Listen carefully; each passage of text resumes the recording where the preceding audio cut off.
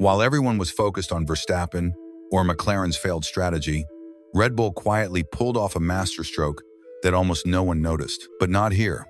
At Paddock Insider, we put the car under a microscope, and what we saw at Suzuka? Surgical changes that are making a big difference and leaving the other teams eating titanium dust. Let's start with the facts. Red Bull was the only one of the big four to bring upgrades to Japan. While Mercedes, Ferrari, and McLaren kept their cards close to their chests, the reigning champions decided to tweak what matters most: cooling, airflow, and efficiency. Sounds minor? Then buckle up. The new engine cover design is subtle but clever.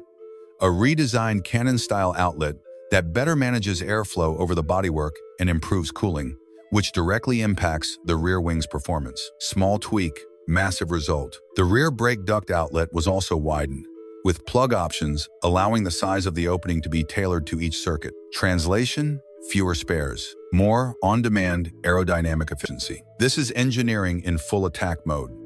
Red Bull also made adjustments to the rear suspension fairing, a minor tweak to the lower wishbone, improving local airflow and working better with the surrounding components. It may seem like a detail, but in F1, details are seconds, and seconds win titles. And here's a fun one. Verstappen and Tsunoda ran different setups in Suzuka. Max opted for the lower downforce package, the same one used in Australia. Result: more top speed. Tsunoda ran with more downforce, and we all know who won. Racing Bulls also got involved, modifying the halo fairing on the V-Carbo 2. Yes, the halo. The vertical vane on the rear leg was replaced with a more rounded version. That subtle change alters the airflow headed to the Coca-Cola bottle zone and sidepod junction, boosting overall aero efficiency. That's performance obsession. That's how smaller teams grow. Meanwhile, over at Williams, they copied an old Aston Martin trick on the front wing design. They changed the notch on the end plate and compressed the top flap to help rebalance the car. Is it working? We'll see. But at least they're trying to claw their way out of the back row. Sauber came in hot with a new floor, a twin-element beam wing, and a reworked rear end. They're looking for gains everywhere, even patching in new sidepod bodywork instead of a full rebuild. Is it clever? Yes. Ideal? Not quite. But it shows they're willing to think differently, and in this grid, that's worth its weight in gold. And then we had some bonus technical eye candy. Red Bull's minimalist steering wheel compared to Alpine's spoiler.